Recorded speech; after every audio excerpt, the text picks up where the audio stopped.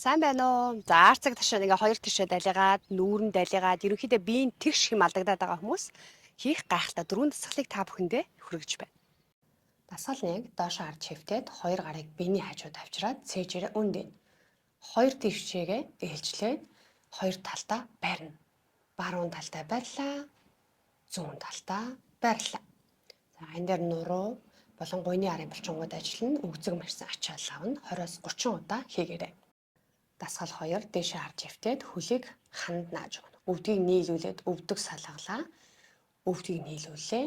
Өвдөг салгалаа. Аль болох өвдгөө гадагшин сайн дэлгэж өгнө. Мөн 20-30 удаа хийгээрэй.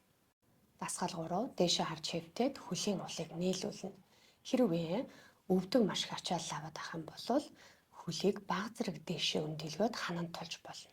За энэ байрал дээр нуруугаараа хотоохгүйгээр маш сайн өвдгөө айлуулга гадагшин зааталж өгнө. 1 минут орчим хэвтэж биеийг сайхан суллаарай. Сүүлийн дасгал зүүн хөлний шагааг баруун өвдгөний урдуур оруулаад аль болох өөрлөгөө татна. Энэ үедээ нуруугаа хотоохгүй аль болох зүүн өвдгийг гадагшин маш сайн зааталж өгнө. Хоёр талдаа ээлжилж хийгээд яг 1 минут барихыг хичээгээрэй. Болж өгвөл гойныхаа арыг маш сайн мэдрээрэй.